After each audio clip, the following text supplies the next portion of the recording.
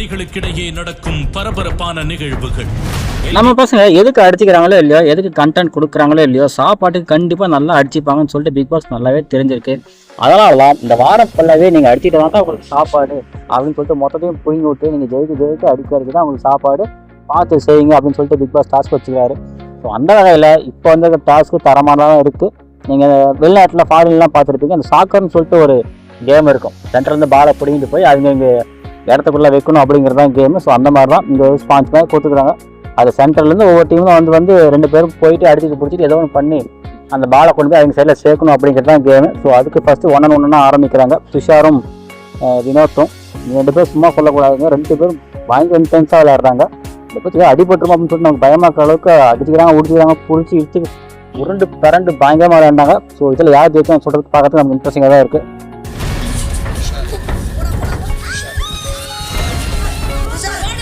And இந்த இடத்துல இந்த வீடியோக்கு ஒரு லைக்கை போட்டுட்டு ஃபுல்லாக கண்டினியூ பண்ணுங்கள். அண்ட் நம்ம சேனல் நீங்கள் புதுசு அப்படிங்கிற மாதிரி நம்ம சேனலை சப்ஸ்கிரைப் பண்ணிட்டு ஃபுல்லாக பாருங்கள்.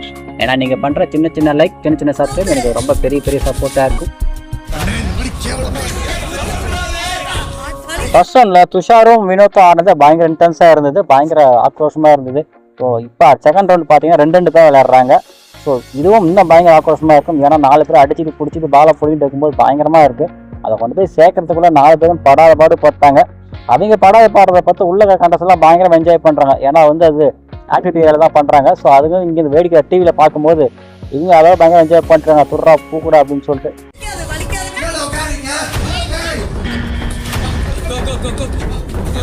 இந்த கேமே பார்த்தீங்கன்னா பிக் பாஸ் ஹவுஸ்க்கும் டீலக்ஸ் ஹவுஸ்க்கும் தான் போட்டியே. ஸோ 2 பேரும் மக்கள் நல்லாவே போராடிக்கிறாங்க. எதுக்குன்னா சாப்பாட்டுக்கு. ஸோ ஒரு வேளை டீலக்ஸ் ஹவுஸ் ஜெயிச்சாங்கன்னா லக்ஸரியஸான சாப்பாடுலாம் வரும், இவங்க ஜெயிச்சாங்கன்னா நார்மலான சாப்பாடு வரும். ஸோ அவங்க ஜெயிச்சாதான் சாப்பாடு அப்படிங்கிற சுச்சுவேஷன் ஆல்ரெடி இருக்குது.